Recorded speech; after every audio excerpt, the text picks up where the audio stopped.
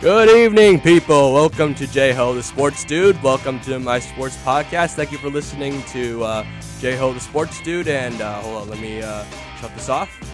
Hey, I'm back from a little bit of a hiatus. I've been pretty busy lately, so I had to take a little bit of a break. But I'm back, and as a treat, I brought a guest over to talk about some sports. So why don't you introduce yourself?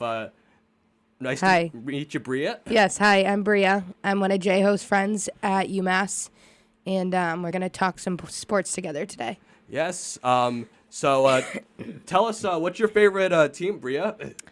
The Red Sox. Okay. Yeah. And then obviously all New England teams, but they've always been my number one. Sounds good. All right, then. Why don't we? So to start off the show, we have to bring up some pretty painful memories. It's like a flu shot. We just got to get it over with. Yep. Even though this isn't very good for you, a flu shot is. So, All right then. So this week the Patriots played the Miami Dolphins in Miami, and they've had their troubles in Miami, and unfortunately those troubles continued into this game, and so they lost 34-33. So I would say the first half was I predicted that the game would be a 31-20 game, and in the first half that my prediction went straight out the window. The first half actually was kind of a shootout. At the half it was 27-21 Patriots at the half. Also at the half, in the first half, Ryan Tannehill got hurt and Brock Osweiler came in and did basically nothing. And Tannehill would come back and destroy our defense, but we'll get to that later. And not as much offense in the second half, but the Patriots were still able to put up 6 points. On the Dolphins' second drive, they were able to get a touchdown, but the Patriots were able to move the ball in the second half, but they didn't get the ball into the end zone, and so they were able to get 2 field goals. One of them was unfortunately Gostowski missed a 42-yard field goal, and then next thing you know, the Dolphins got the ball at the 31-yard line, and then Tannehill threw a pass that got into the hands of Kenyon Drake. And then he got into the end zone for a Patriots loss. So yeah, that was probably one of the worst endings I've ever seen. Obviously, besides playoffs or Super Bowl, but for a regular season, I think that we should probably learn from it and try to learn that ladder move that they were doing. There was a lot of New England fans in Miami because that's one of those. Florida is one of the states that we always go to for games. So it was a huge loss in front of a big fan base. And it's difficult to watch that not only one person had a breakaway, but it got passed to, 3 or 4 people before the end zone? Not just one person running with it, but how it got the ball moved that much and we couldn't stop it was the worst part. Yeah, so, we'll get into the play later. Okay. And after that, we'll never speak of this game ever again. Okay. So let's start with the offense. Let's talk about the offense first. So I thought Brady had a pretty good game. He went 27 for 43. He had 358 yards. He had 3 touchdowns. He basically carried the offense, even though he made some bad mistakes, which we can get into a little later when we discuss the bad things. And I thought the receivers did a pretty good job for the most part. It seemed like Rob Gronkowski had an awakening game after everybody was saying that he was washed up and not the same anymore.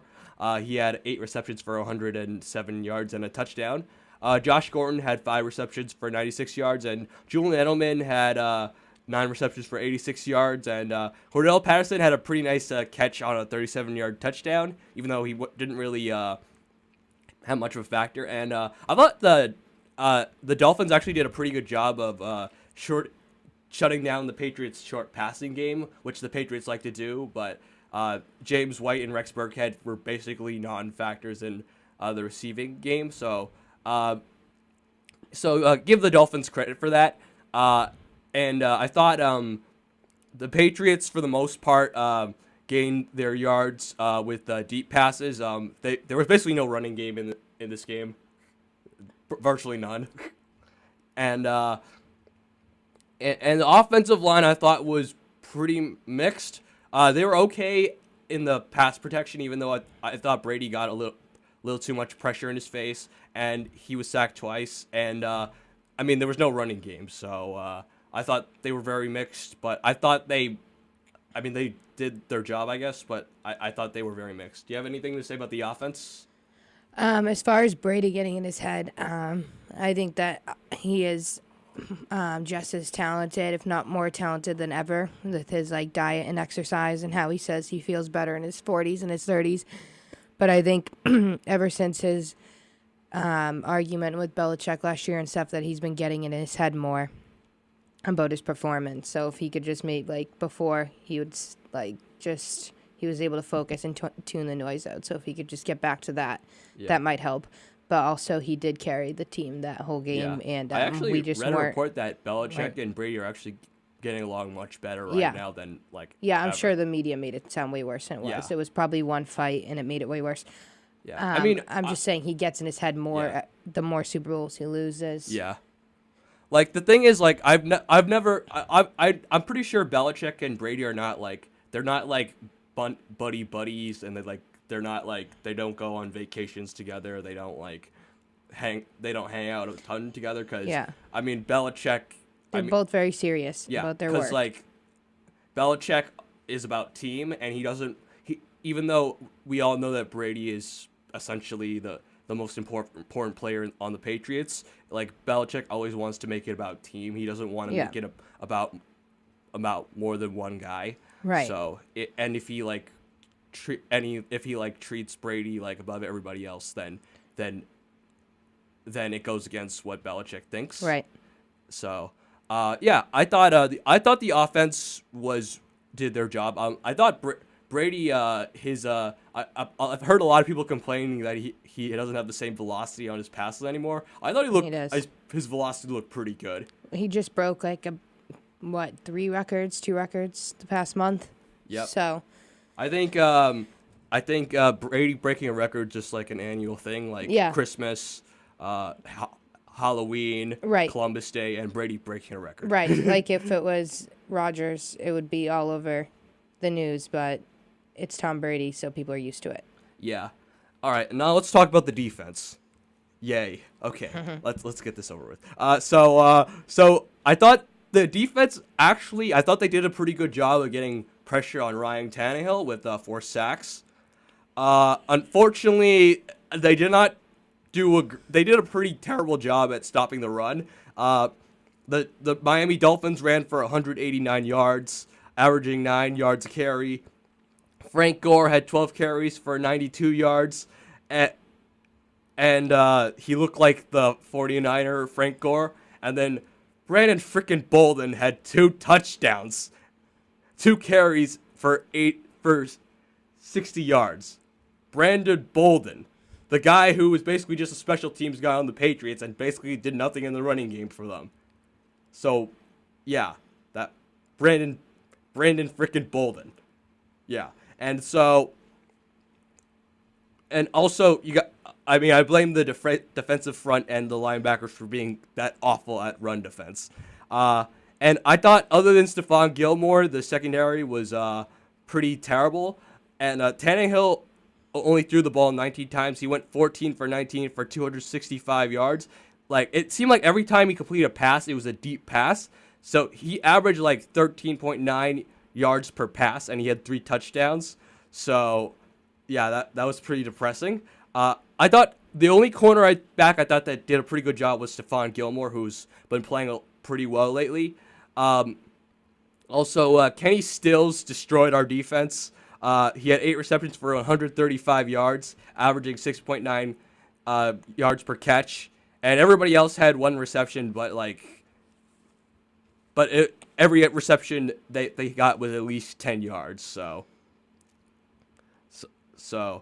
the defense was not very pretty. So Right, especially the last 3 seconds of the game. yeah. Do you have any comments on the defense?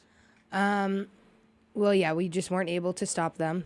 They just seemed to have. It just seemed like we kind of. I usually hate when people say this about the Patriots, and I think people just say it when there's nothing else to say, but I think that we kind of just got lazy that game.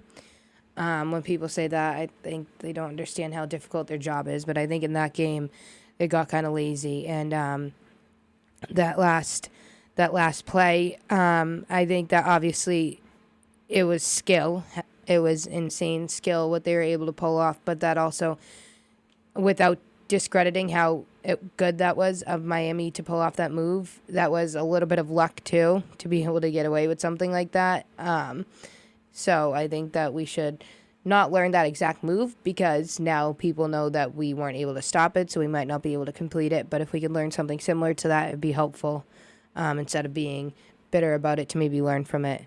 But our defense was not the best that game, especially in the second half, especially in the last 5 minutes.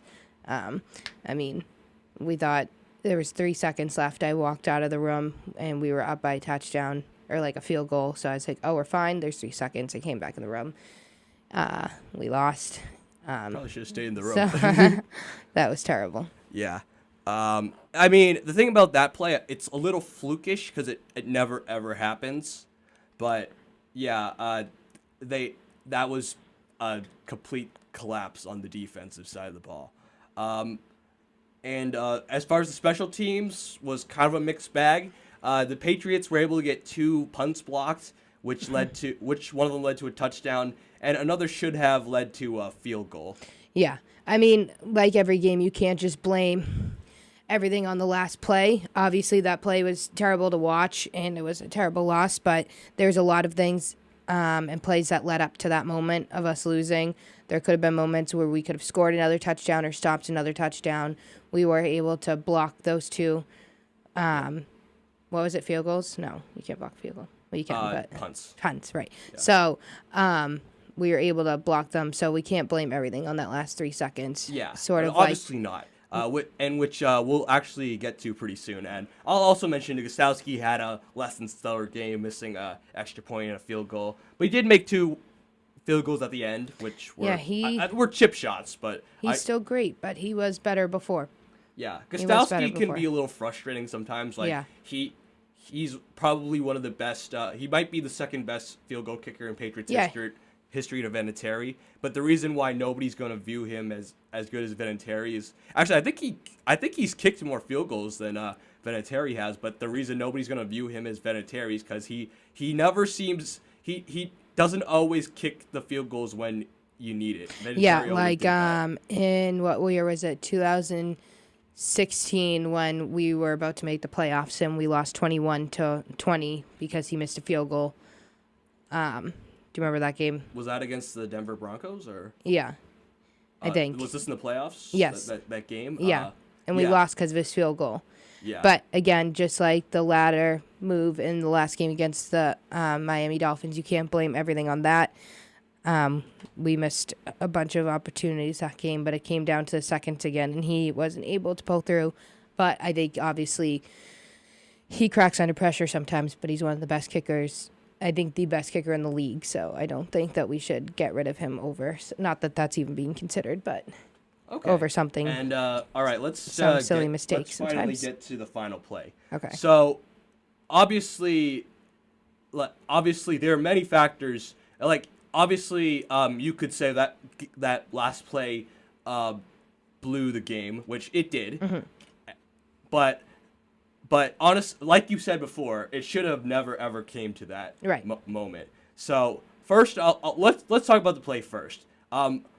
What the heck was Gronk doing on the field, playing safety? Right. What was he doing? Right. He was in for defense. Yeah, I understand, and like it based on the play, what I saw, it's clear that Gronk's never played has never Right. played safety before, And his whole thing is having a bad spine. When So he tried to move side to side, it was kind of sad to watch him try to tackle Kenyon Drake. It seemed like he got tripped up a little bit, but yeah, and so like I understand why they do that. It's for a Hail Mary, but they were at the 31-yard line, so I don't think that was a Hail Mary situation.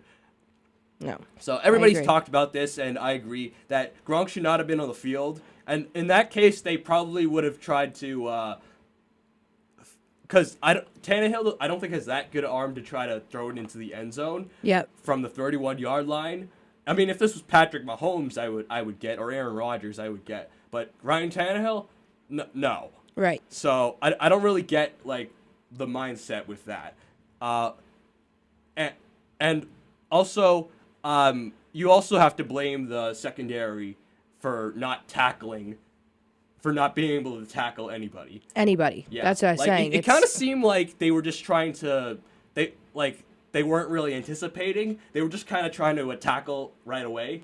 Yeah, it was just like I said before, it wasn't just one guy getting a breakaway or their QB throwing a Hail Mary and it ending up in the hands of the right person. It was a job done by many people in like 3 seconds, which is just something I've never seen before.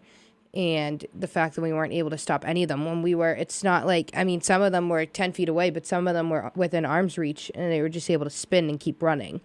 That part was really difficult to watch, that they were literally like, it looked like touch football or flag football or something, that they were just grabbing them instead of trying to trip their legs or something. Yeah.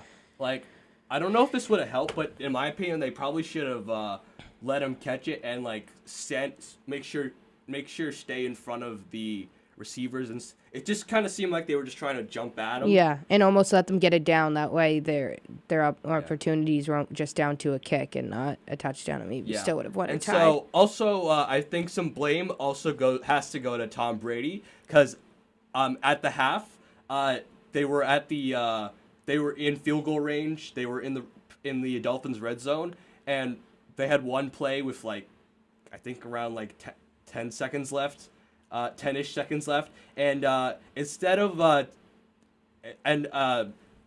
it was a pass play, and Brady took a sack, and because of that, they weren't able to get a field goal, and obviously a field goal would have won this game. Yeah, it would have made a difference, right? Yeah, it would have made a difference. And so even if it was like intentional grounding, or that they would have still been in field goal range, and Gostowski would have made that, I believe. Yeah. So I think Brady said that he thought they had a timeout, which they didn't. So I guess it was just a brain fart. But I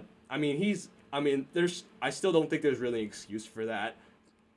And Yeah. He needs to know, he definitely should have thrown the ball away, which was interesting because Brady did throw the ball away a lot of times during the game when there was nobody open. So Right. So I was very shocked that he didn't do that and that he didn't know the time. So I think some blame does have to go to Tom Brady, even though he did carry the offense for the most part. Yeah, him not knowing the time at this point in his career is obviously not an excuse. He knows everything. He always gets, I forget what this term is called, but he always catches the other team when they have one extra guy in the field.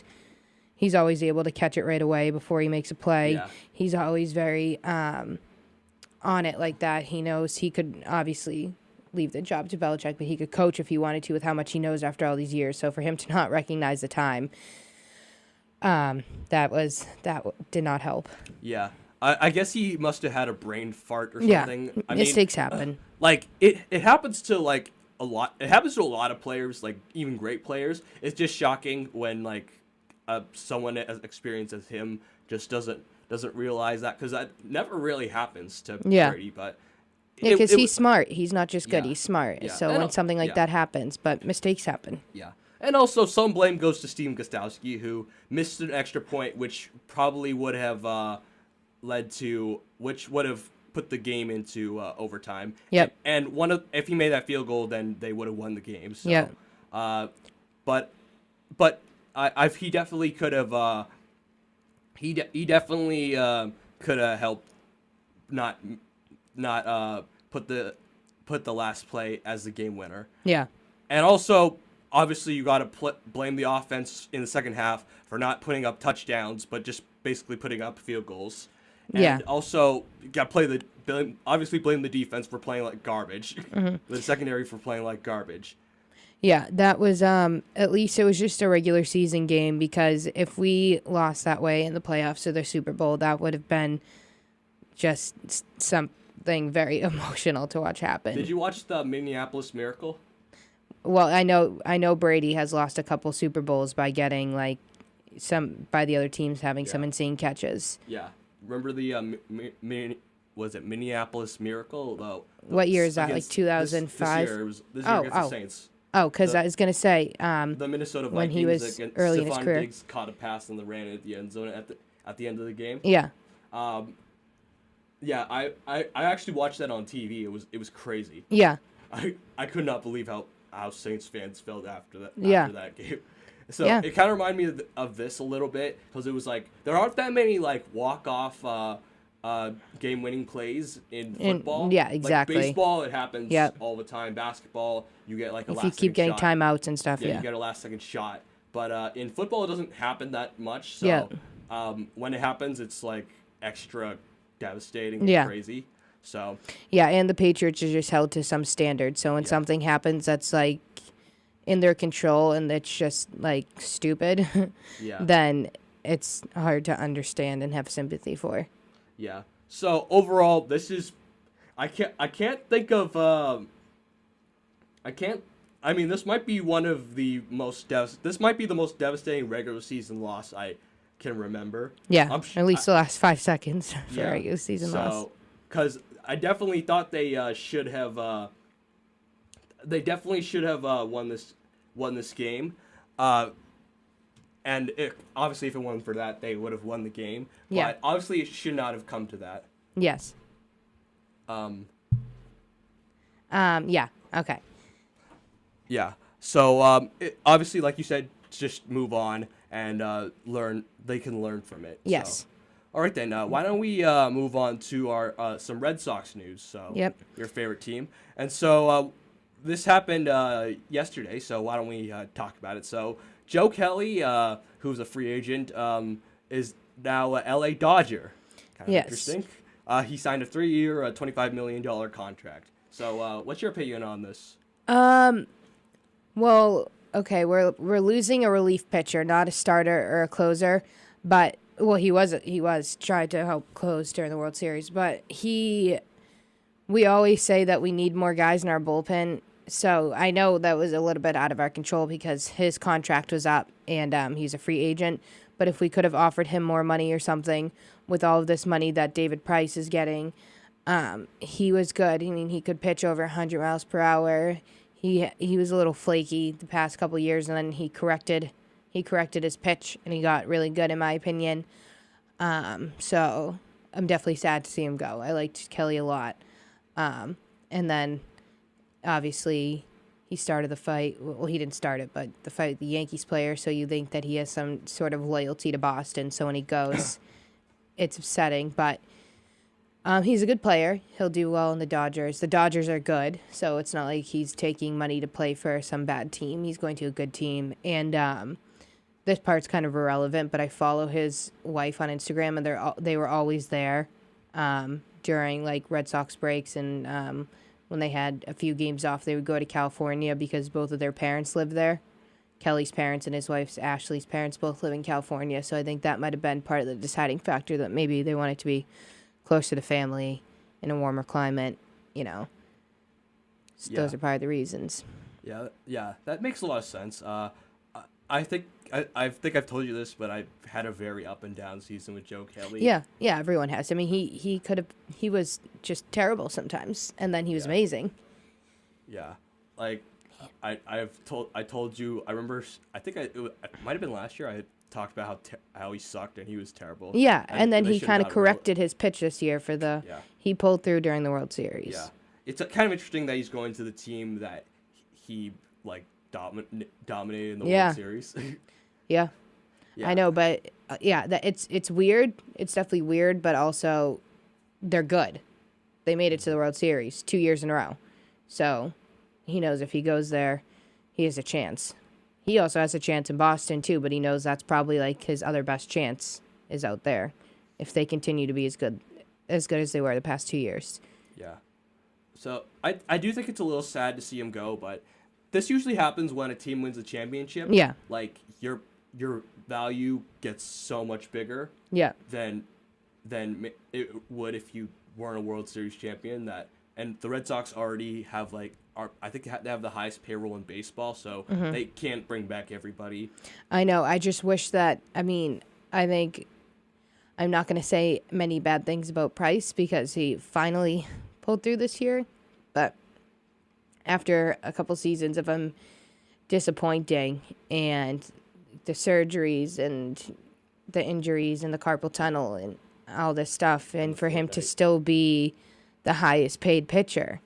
I'm not saying that he's not good. I'm just saying with his flakiness, that because he had a lot more pressure on him than Joe Kelly did. When Joe Kelly was flaky, we were like, okay, whatever, he's just a relief. But when David Price who was supposed to be like this greatest of all time, and he ended up doing well in the World Series, but like if someone like him could have taken, I'm not saying him particularly, like I think he deserves to get paid, but like if he could have got a pay cut or something, maybe we could have afforded to keep Kelly. But it seems maybe he just wanted to leave anyways, go to California. A lot of people want to go there. It's warm. Yeah, California is really nice. I've been there. It's a really nice place. So. Yeah. But speaking of players that increase their value because of the postseason, let's bring up some good news. Nathan Eovaldi re-signed with the Red Sox. He has a 4-year, $69 million contract. Yeah, that is... so in that perspective, obviously, I'd rather us pay to keep Eovaldi around than Joe Kelly. I'm just sad to see him go, but these things happen. Eovaldi definitely helped us win the World Series this year. He's an insane pitcher. When you see videos of his pitches slow down, they're really cool to watch. And he's definitely going to help the team in the next future years. And it was nice to see after Price finally pulled through and did well, he wasn't bitter in any way. He was still giving Nathan Eovaldi a ton of credit, saying how good he was. So that just shows like a lot of sportsmanship that he was. Once he finally won, he wasn't like, okay, it's all because of me. He was kind of going crazy for Eovaldi and saying how good he was. So that was nice to see. Yeah, I was really happy that they were able to re-sign Eovaldi. Yeah. Actually, I think his contract's worth $67.5 million. I think, but yeah, it's close around that range. So, there's only a few things I worry about a little. One is his injury history. He has a bit of an injury history. Yeah. So I'm wondering if he can stay healthy. Yeah. Well, so does Sale and Price. Yeah. So I'd worry about that a little bit. And also, the thing, the thing I always liked about Eovaldi is he always played well against the New York Yankees. But yeah. This year, I wouldn't say he was exactly dominant. He seemed to peak in the playoffs, so yeah. I'm wondering, like, is Eovaldi sustainable? I mean, he's not the number one pitcher. He'd probably be like the third pitcher. So even if he's not as good as he was in the postseason, I'm fine with that. Yeah, but yeah, it's. I agree that he was sort of just average to good during the regular season, and then when we needed him, he was really good. But that's obviously, it goes out saying that that's better than him having like an amazing season. Then it becomes the playoffs in the World Series, and he just stops being good and cracks under pressure. He definitely doesn't. He kind of thrives off of it, which is rare. So a lot of players get nervous. So maybe that's why for the Yankees, for an example, why he does good off of them, because to him it probably feels like a playoffs game when it's a regular season game, because he knows his own fans are going to be super mad if he pitches poorly against the Yankees. So it seems like between the Yankees example, the playoffs, and the World Series, that he does really well under pressure. Yeah, I agree as well. So, and also other news. There's a report that the Red Sox would actually listen to trade offers to clear up salary cap space for Xander Bogaerts, Rick Porcello, and Jackie Bradley Jr. So they're willing to trade them. Yeah, they would listen to offers for those guys. Right. Well, The thing is, all three of those players are very up and down. Yes. Jackie Bradley Jr. goes sometimes from one of the worst averages to, hitting a grand slam during the World Series. Xander Bogaerts corrects his swing sometimes and has a really nice looking swing and does great, and then other times he goes like 0 for 20. Mm-hmm. And then Porcello, he definitely did well during the playoffs in the World Series. He did well this year. Yeah, Rick Porcello can be very up and down Yeah. in the regular season.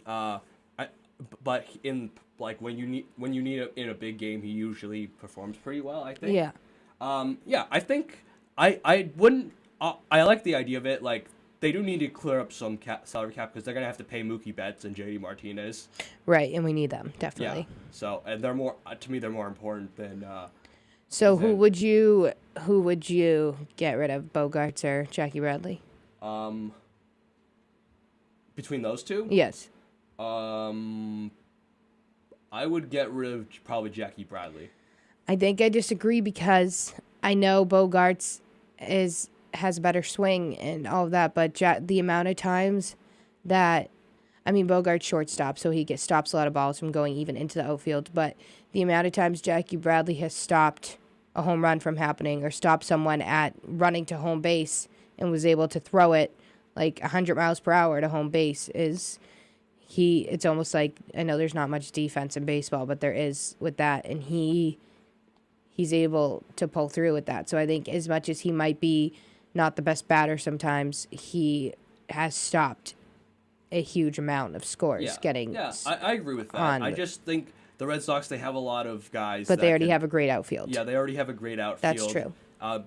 Andrew Benintendi, he's not as good as far as defense, but he's good though. Yeah, he can still make those big catches. He's still. It's just, I think he's just not given a chance because if he was on another team, he'd be one of their best outfielders, probably their best outfielder. But the Red Sox just have like the best outfield in the league, in my opinion.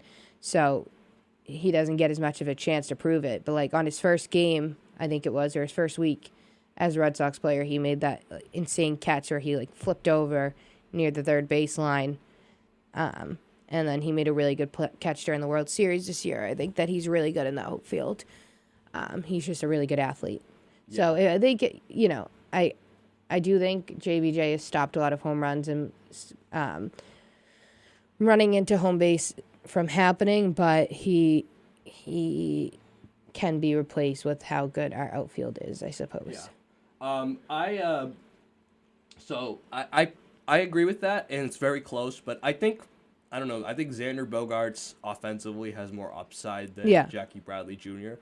And so he had how many grand slams did he have this year? 6? Yeah, something like that. Yeah. He had a good year. Yeah. So, and he's young. Yeah. Hold on one second. He's like 25, so he has a good amount of years left in him. Yeah, Xander Bogaerts is 26, Jackie Bradley Jr. is 28, so they're not that much of a difference in age, but Xander Bogaerts is younger, so. And also, I wanted to ask you a few things without Joe Kelly, and they're probably not going to bring back Craig Kimbrell. I actually saw something that Kimbrell wants on $100 million contract. Oh, that's ridiculous. Kimbrell's a great closer, but in the postseason he gave me multiple heart attacks. Yeah. Definitely. And he also has to know that if he wants to play for the Red Sox, he can't ask. Obviously, you can get a big contract, but you can't ask for something like that when you know that they're already paying these players an insane amount. Like, go to another team and ask for $100 million. But Bria, his agent said that he's the greatest closer that ever lived. No, he is an amazing closer, but, like, a lot of it's just, like, all the flames when he's coming up and that thing he does with his arm when he's about to pitch. Like, a lot of it, I think, is just, like, a mindset game with other batters who have to go against him, and then I think it comes down to skill, which he's good. But, we could get another close. I like Kimbrell. I don't want to see him go. I think that he is one of the greatest closers, but that money is just ridiculous. Yeah, it's ridiculous. I'm pretty confident they're probably not going to re-sign him. Yeah, and I think that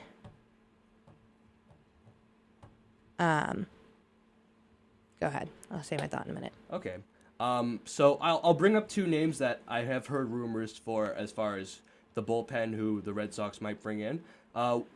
So one of them I have heard is David Robertson from the Yankees, who the Red Sox are heavily interested in, and I think he might actually sign with the Red Sox. What do you think about that? I haven't heard anything about it. What position does he play? He's a reliever. Okay. So, Well, that would be good since Kelly just left. yeah, he's a reliever. We so, need as many guys in the bullpen as we can get. So that would be good. Yeah. You think that he's pretty good? Yeah. I mean, the Yankees had definitely had. I think they had the best bullpen in baseball This year, yeah, they did really well this year. Yeah, as far as bullpen, and obviously you need. I think one of the problems that the Red Sox. I think the one area I think that they could improve from the World Series is bullpen depth because in the postseason they had to use their starters. Yeah. As bullpen players. In the bullpen, and that's nice when it's like a short series. But if it's long, because like the Red Sox, like they won all their series in like 5 games, 4 games. Yes. And so, like if it's a long series, like if next year the Red Sox go in the playoffs and they have to go to 7 games and they use their starters as relievers, I'm a little worried that they might wear them out and it might not work. Yeah. As well. Well, they definitely used their pitchers to their advantage of, when they were running out of guys, having them, Purcello come in for like the 7th inning and Kelly closing or like the 8th inning. It was stuff that we've never seen before, but it worked. But I also think that it worked because it had to work and it was forced, Mm-hmm. So the more guys we can put in the bullpen, we won't be stuck in those positions where it's like kind of like that just worked out to our advantage because we had some good starters, but that's not their job. Obviously, their job was to win, and they did that. But the more guys we put in the bullpen, the less, threatening it'll be, wasting one of the starter's shoulders for 2 innings in the 7th and 8th inning and stuff like that we don't normally have to do. Yeah, and I did like it because I didn't think the Red Sox had that great of bullpen depth, and right. And when they were usually in winning positions, and whenever they did that, I liked the aggressive approach, but yeah. I don't know if that's sustainable. So I think adding some players to the bullpen, and also I was just gonna say that Alex Cora definitely used them well. Like he's a smart guy, and as far as his decision with whoever he hires as a relief pitcher or getting rid of Jackie Bradley or Bogarts, I think that he made a lot of good decisions this year, and I think he'll be a good coach in the next few years. I think that he makes a lot of good decisions, and he was put in a tough position not having much depth in the bullpen, so with what he had to do, which was like unheard of and no one's really done it. I'm sure people have done it before, but it's not very common to do what he did. He's probably like, am I supposed to do this? I'm a new coach. I don't know if this is the right decision, but he did it and he pulled it off. So I think if we actually have some guys in there who are meant to relief, besides just Kelly, that and there's some other guys too, but that'll definitely help his job a lot than having to figure out which starter to put in which inning in the World Series. That was a lot of pressure on him, but he pulled through. And other than the World Series, I thought the bullpen was shaky and not very good. Yeah, we have some good starters and closers, but there's no. Yeah, in the World Series they seem to figure out their way, but right, but you can't do that the whole season. Against the Yankees and against the Astros, they gave me multiple heart attacks. Yep. So that's also why I liked them putting in starters because I trusted those guys more than I trusted the bullpen. Right. Yeah, and so I also have heard this is probably less likely, but Andrew Miller. I've heard rumors about Andrew Miller to the Red Sox as the closer. Okay. What team is he from? He's from the Indians. Okay. He's their closer. I believe he's a free agent, so so I've heard rumors that he might be closer for the Red Sox. I wouldn't mind having him, even though I think he had kind of a down year last year. If Kimbrel leaves, where do you see him going? Craig Kimbrel? Yeah. I have heard Atlanta. Mm-hmm. I think he'd probably go back to the Braves. Mm-hmm. I've heard that. So my guess is he goes back to where he goes back to the Atlanta Braves. Yeah, it seems in sports that honestly, like a lot of stuff more so comes down to money than loyalty. But it seems like he's going to make a decision that is just going to leave him with more money and less wins.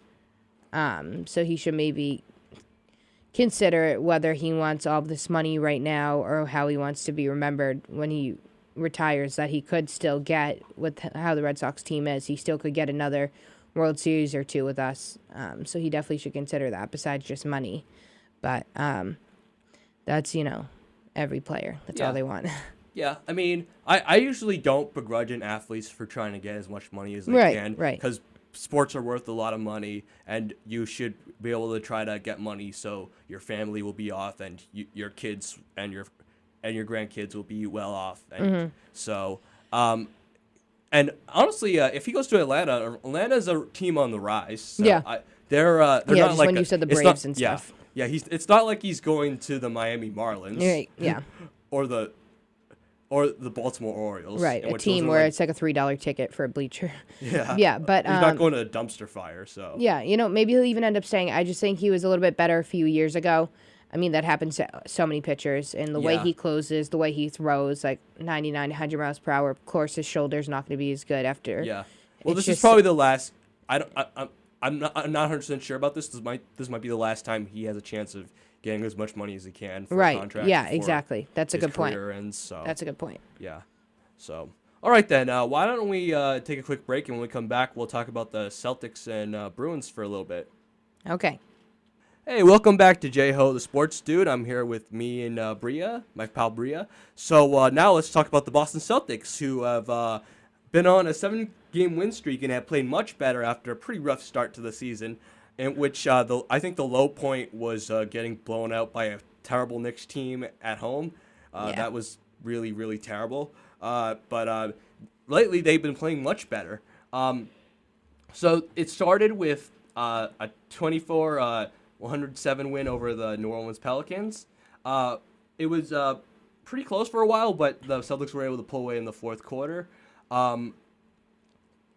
Marcus Morris had 19 points. Jason Tatum had 20. Al Horford had 20. Kyrie Irving had 26 points. Anthony Davis had 27 points, and the Celtics were able to get off a good start after losing to the Hornets.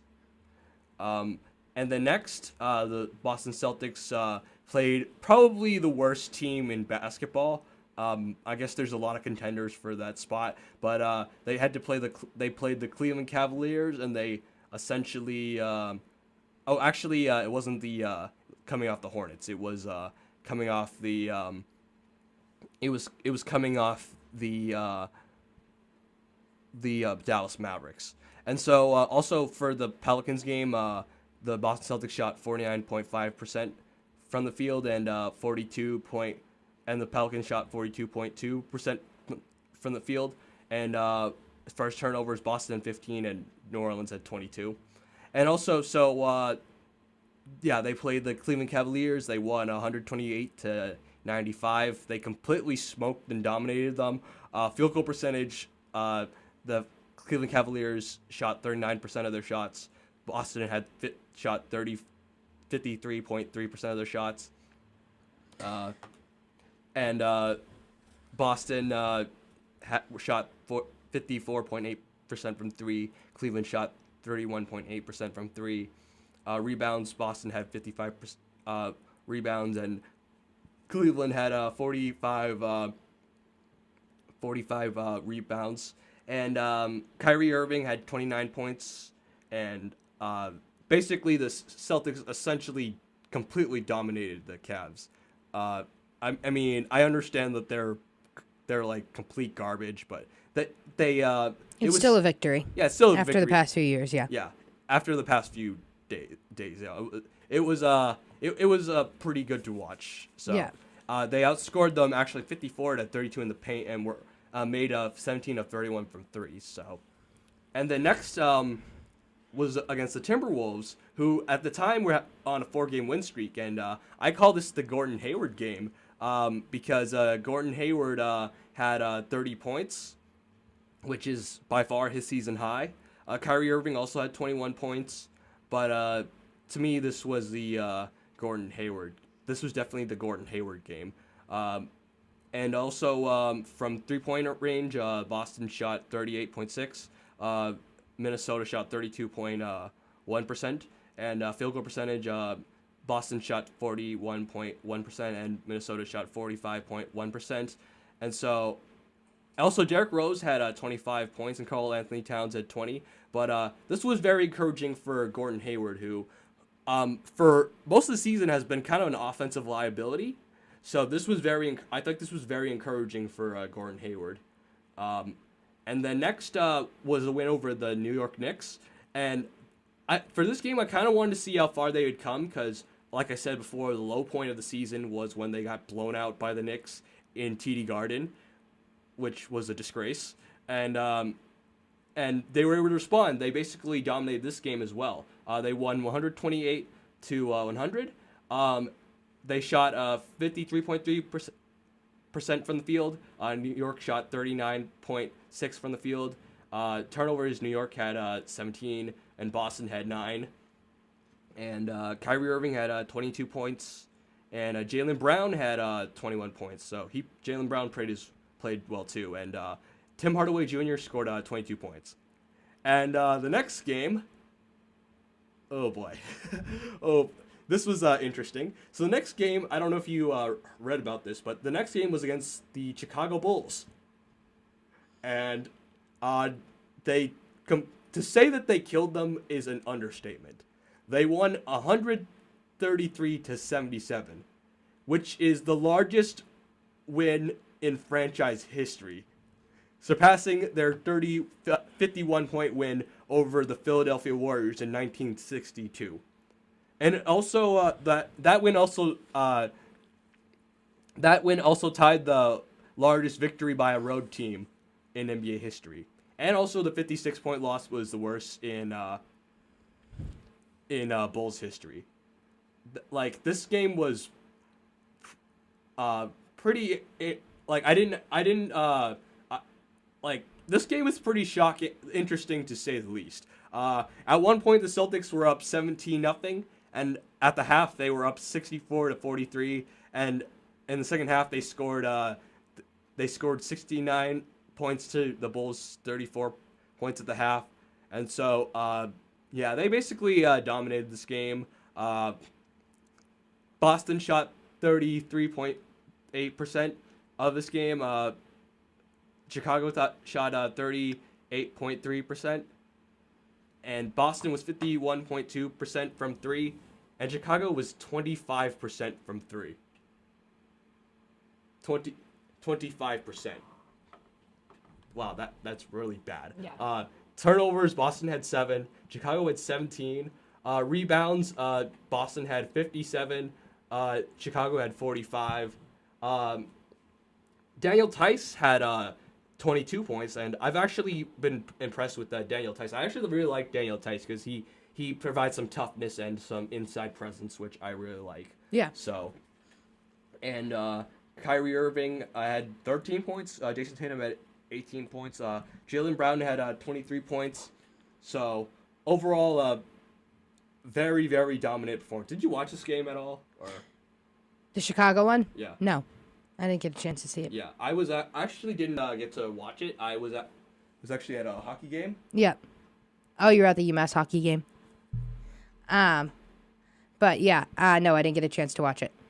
Yeah. So it was I was at the UMass Hockey game, and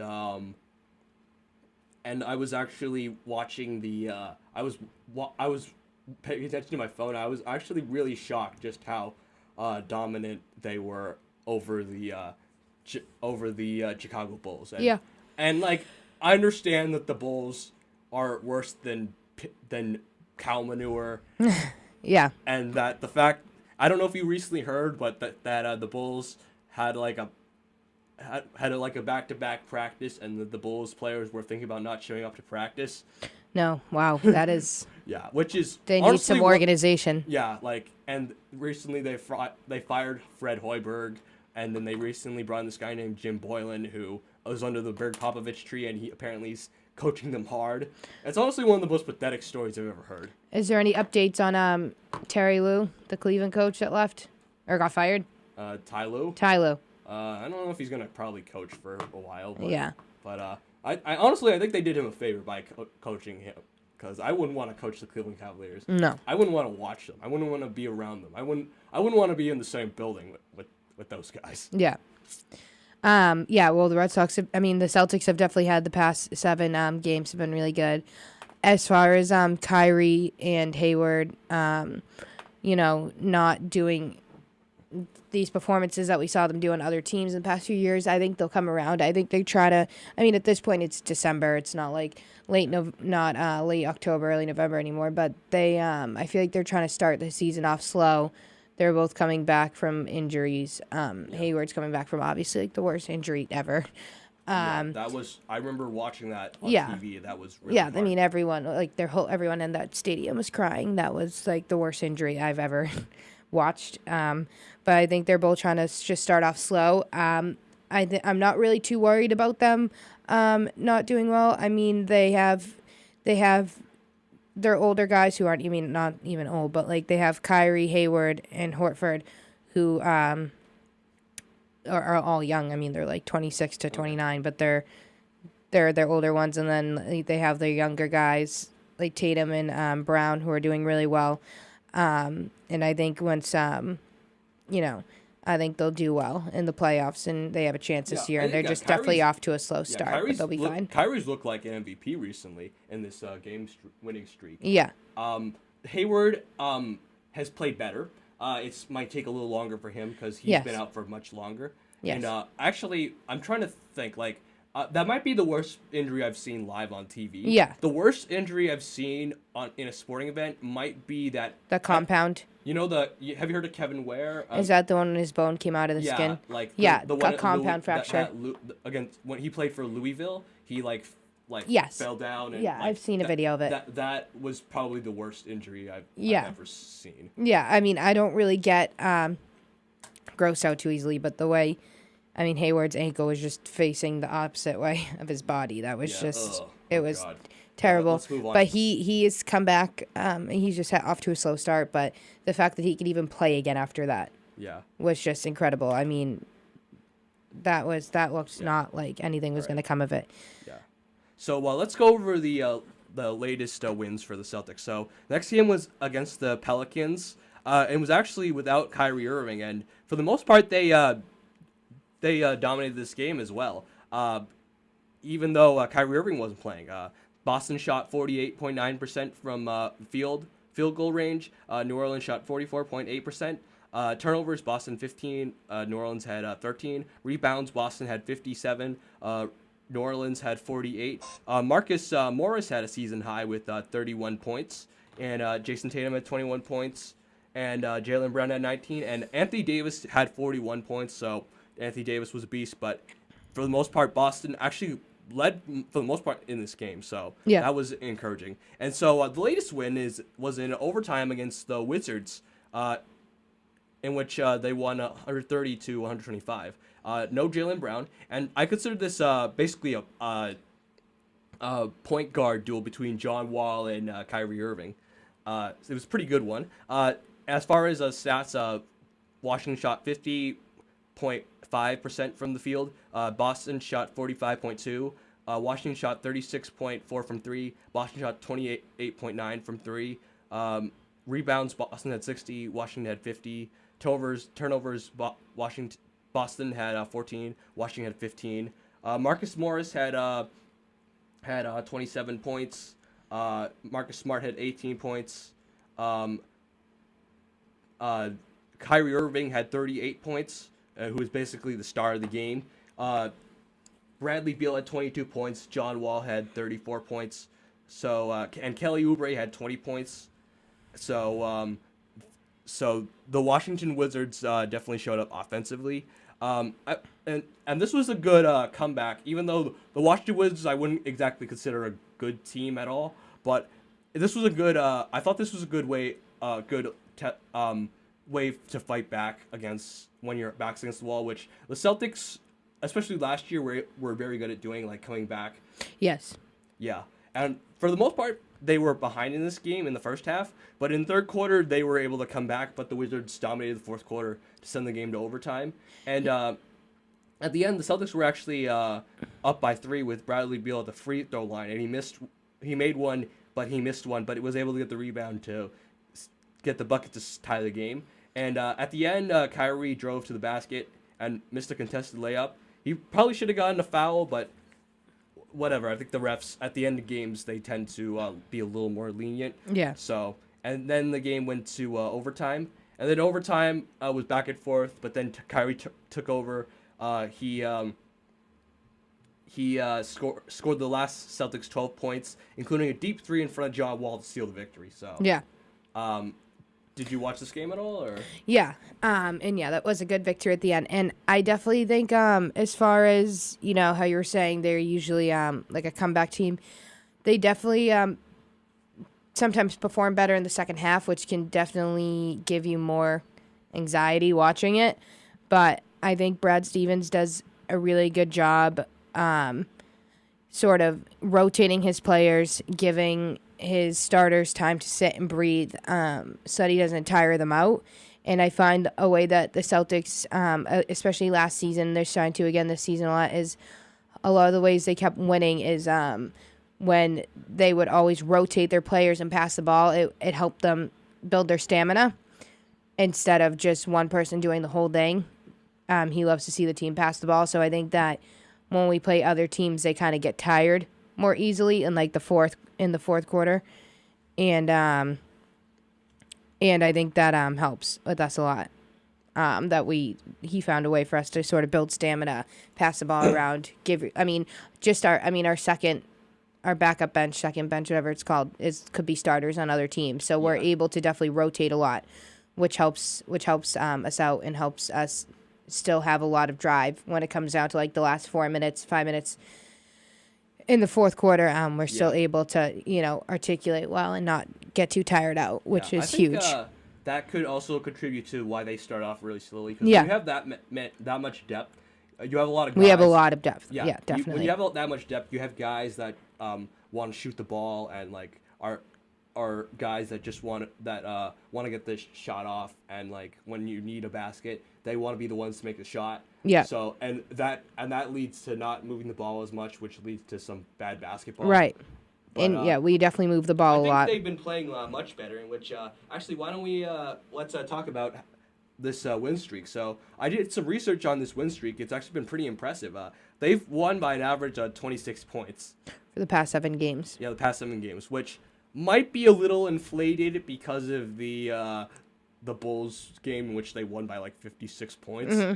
But also another stat is they've scored at least 113 points during this win streak. Yeah. Which didn't really happen that much earlier in the season. What do you mean they scored 113 points during the win streak? During each game, the Celtics have scored at least 113. Okay, yeah, that's what they've averaged. Okay, I see what you're saying. Yeah. Yeah. And that's a lot. Earlier this year, they didn't really do that. No. That often.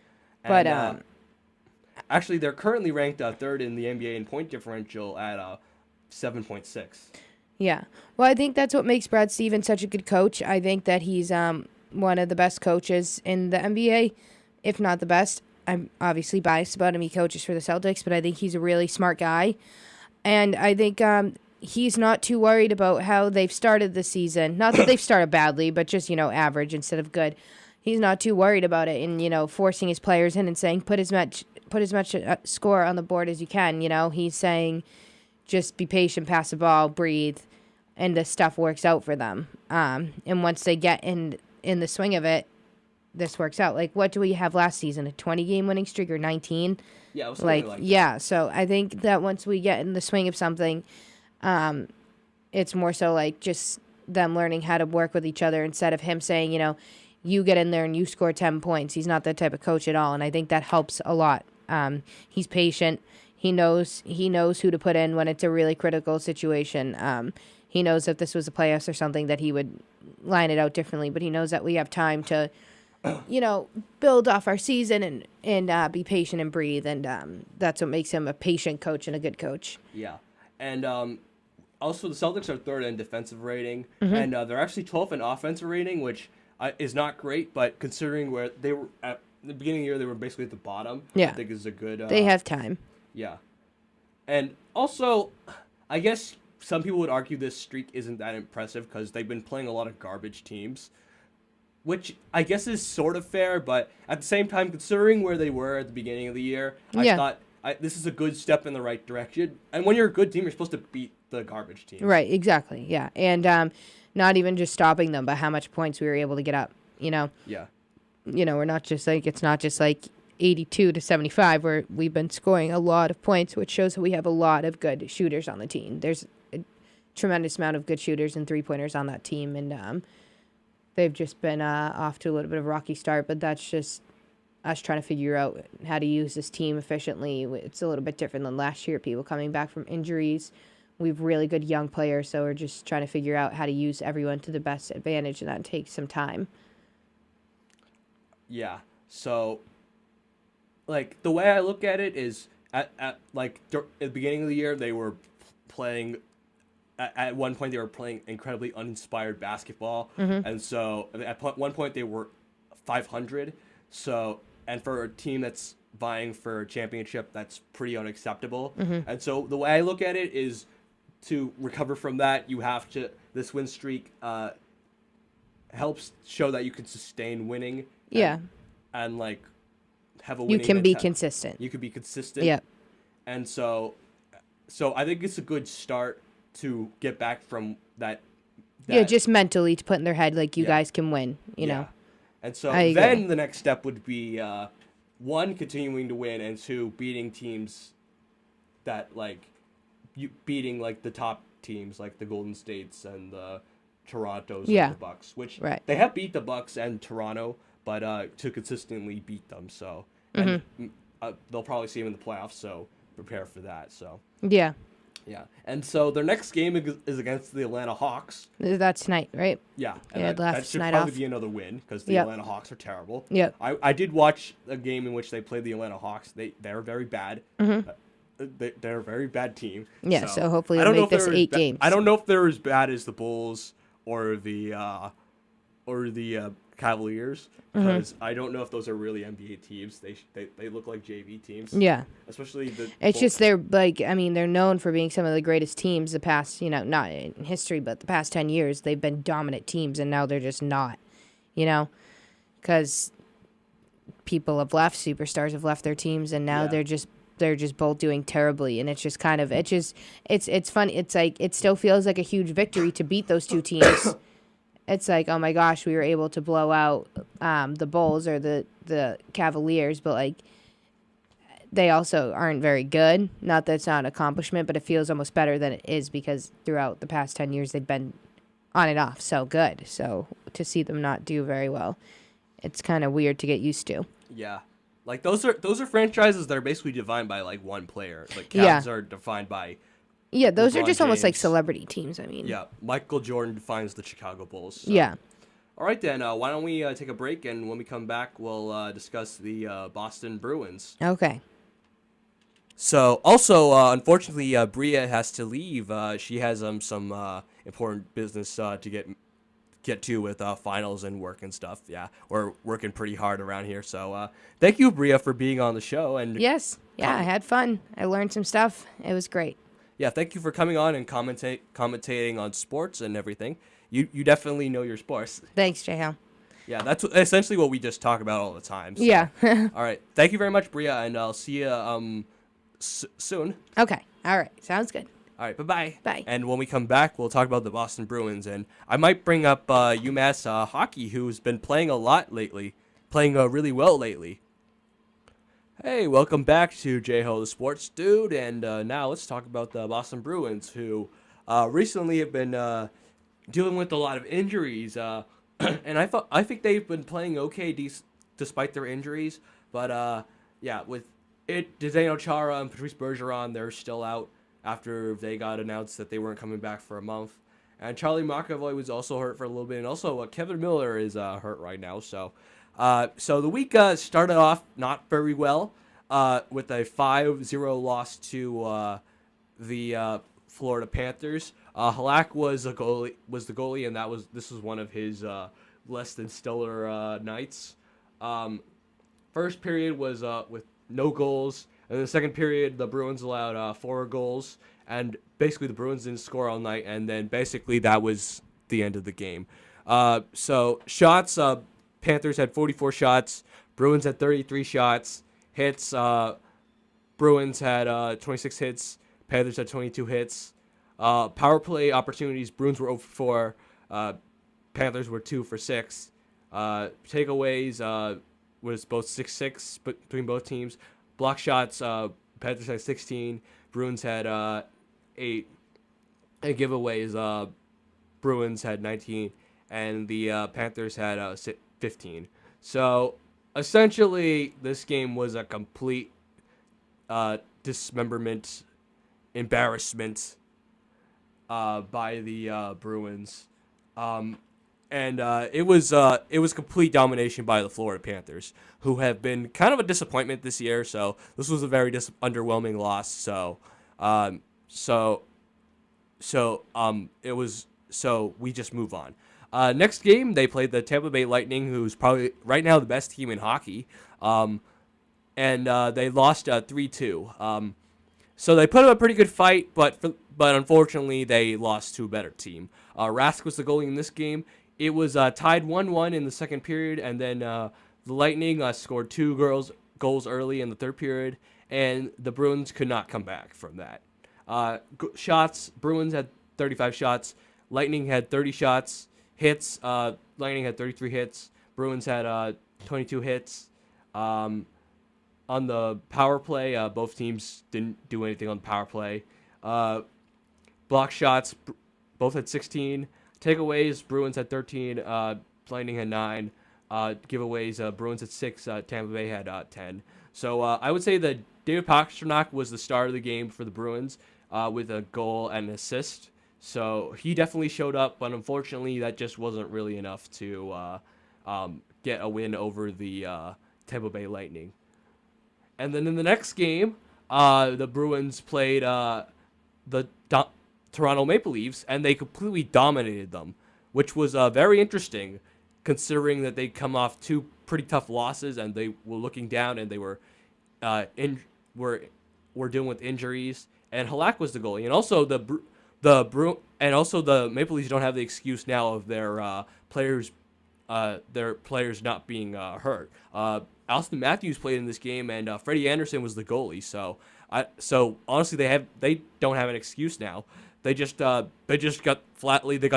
their butts whooped. The Bruins scored 3 goals in 2 periods and did not allow the Leafs to score a goal until the third period. And at one point, the Bruins were up 6-1, and the Maple Leafs were able to score 2 more goals, but those were kind of garbage time goals that you knew wasn't going to really lead to anything. Shots, both teams had 32. Hits, Bruins had 24. Maple Leafs had 21. Power play, the Maple Leafs were 1 of 2 on power play. Bruins were 1 for 4 on power play. Block shots, Bruins had 13. Maple Leafs had 8. Takeaways, Maple Leafs had 26 and Bruins had 12. Giveaways, Maple Leafs had 9 and Bruins had 12. So this was just an overall beatdown. JFK had a goal. Ryan Donato had a goal and assist. David Backes had a goal. Brad Marchand had 3 assists. David Pastrnak had 2 assists. Matt Grzelcyk had an assist. Torrey Krug had a goal and 2 assists, and John Moore had an assist. So great effort. I would say Torrey Krug was the star of this game with a goal and assist, 2 assists. But yeah, I don't really. It seems like it might be a mental thing. I don't know. Like it just seems like the Bruins have the Maple Leafs number. But it was very encouraging to see. So Next, we got the Bruins playing a lesser team, the Ottawa Senators, and this one was much closer. Bruins beat Senators 2-1 in overtime.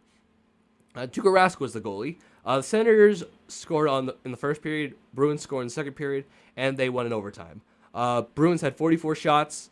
Senators had 28 shots. Hits. Bruins had 36. Ottawa had 26. Power play opportunities. Bruins were 1 for 3. Senators were 0 for 3. Block shots. Bruins had 9. Senators had 11. Takeaways. Bruins had 5. Senators had 14. Giveaways. Bruins had 9. Senators had 21. So David Krejci had an assist. Pastrnak had an assist. Brad Marchand had a goal and assist. And Torrey Krug had a goal and assist. And Matt Stone scored the only goal for the Senators.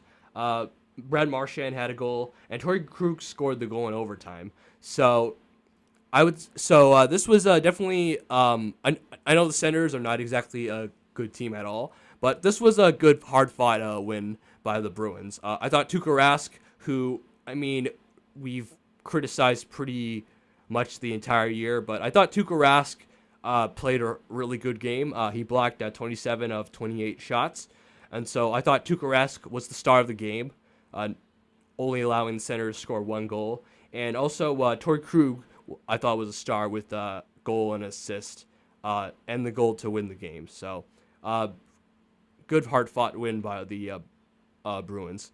So next, the Bruins played the Arizona Coyotes and won 4-3.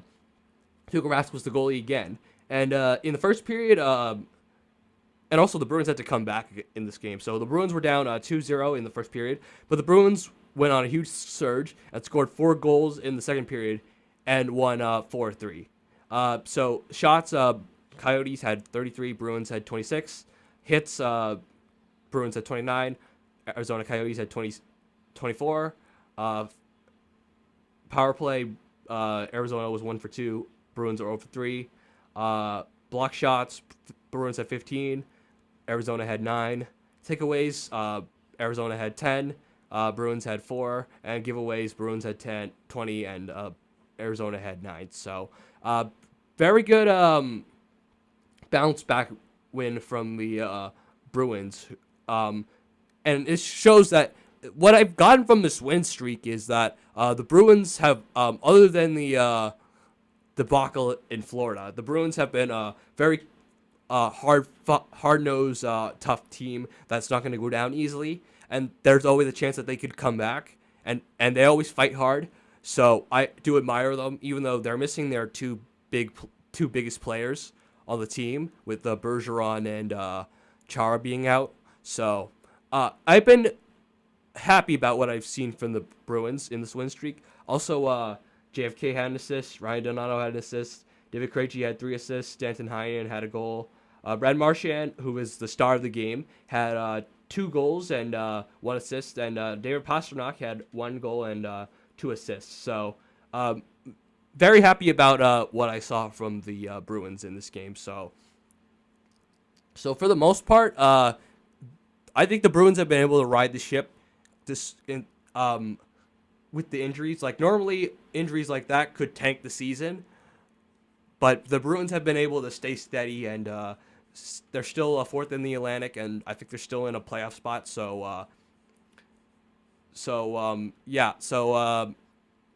It should be fun. So and next, the Bruins are playing the Pittsburgh Penguins, who have been pretty underwhelming this year. And the Bruins usually play the Penguins pretty good, so it should be a good one. All right, then. Next, why don't we talk about a little UMass hockey? This year, the UMass hockey team has been playing really, really well. They're currently 14-2. They're on a 2-game win streak, and they play 2 big games at home, and they won both. And so let's talk about their first game against Quinnipiac, in which they won 3-1. So I was actually at the game against I was actually at this game, and this was a really exciting game to go to. UMass was ranked number 1 in the country. Right now, they're ranked number 2, and Quinnipiac is ranked number 8. So they're a very good team too. And this is off of a loss to when they lost at their facility. So this was a good bounce back win to continue this great season by UMass. The attendance was 8,412, which, I mean, I think it's safe to say that was probably the most that you'll ever see the Mullen Center packed for a game like this. Like this was insane. Like normally games are never ever this packed at Mullen Center. So in the second period, so Quinnipiac scored first. This game was kind of a goaltending defensive battle between two goaltenders. So for a while there wasn't much scoring. First goal came in the second period to put Quinnipiac at the lead, but then UMass was able to score 3 goals in the third period to seal the victory over Quinnipiac 3-1. And for Yale, Yale wasn't as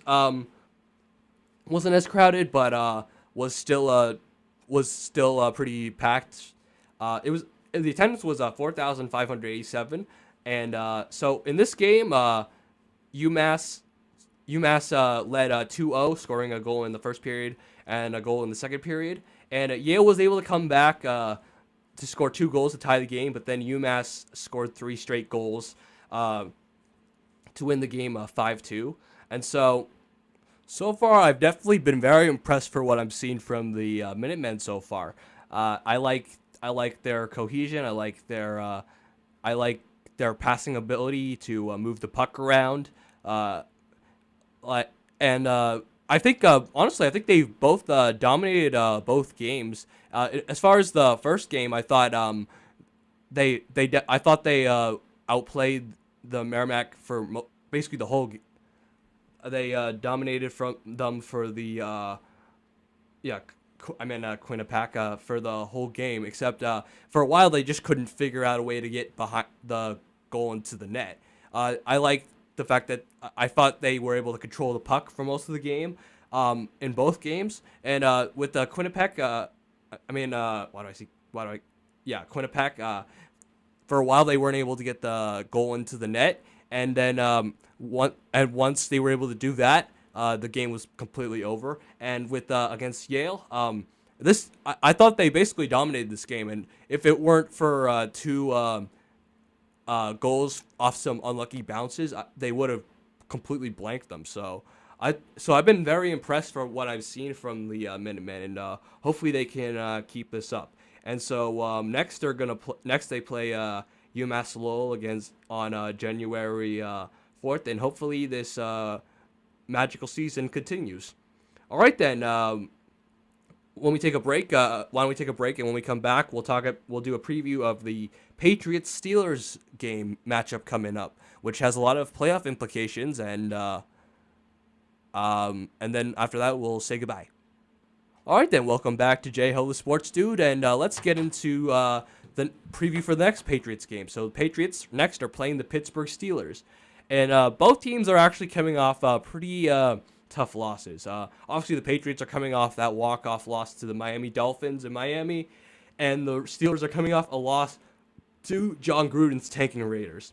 I was actually pretty shocked that the Steelers actually lost to the Raiders. I know Ben Roethlisberger was out for a while in that game, but it's the Raiders. They're tanking.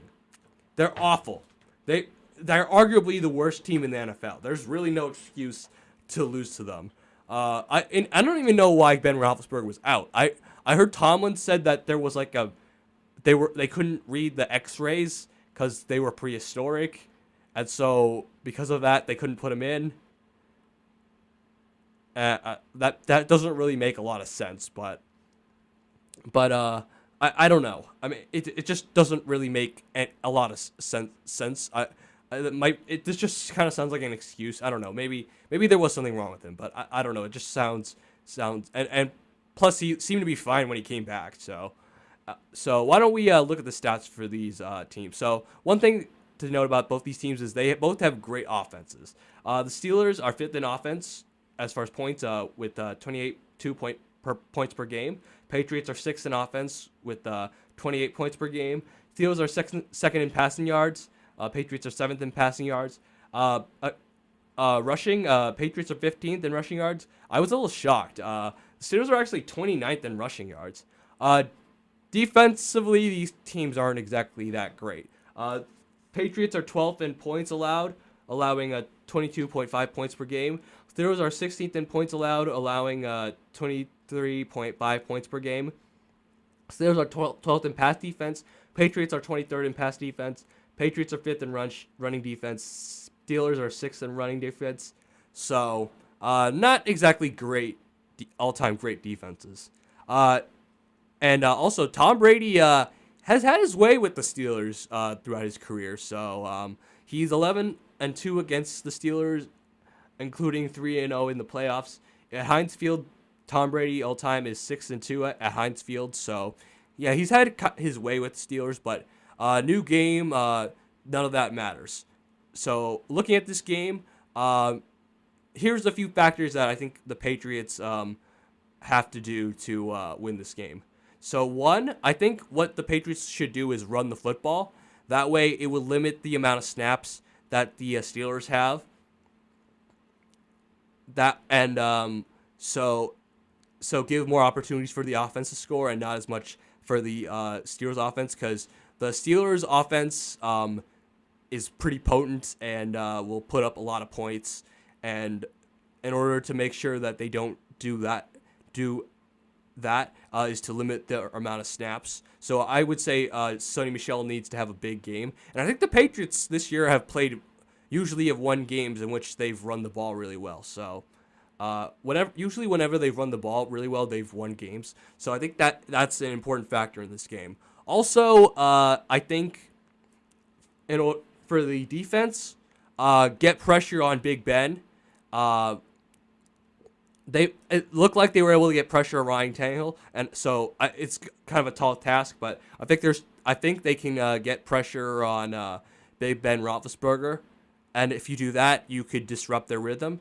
And because I don't think I'm not sure if James Conner is going to play in this game. I think Stephen Ridley might play. I mean, I heard he wants his revenge, but honestly, Stephen Ridley's I don't think it's going to be much of a factor. Even though they made Brandon Bolden a factor in the last game, so maybe they'll make Stephen Ridley a factor. But I don't think the running game would be a factor for the Steelers, so they're going to be very pass happy.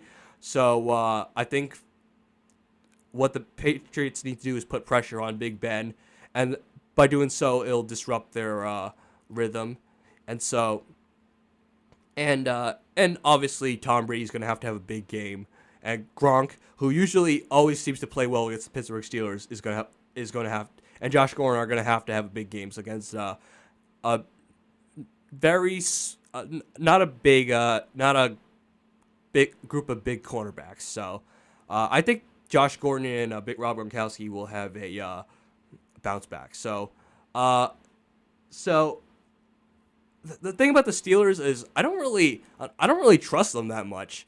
If I were a Steelers fan, I wouldn't trust the Steelers that much. They seem to be very inconsistent. Big Ben doesn't seem like a very good leader. He seems to deflect blame on other people other than himself.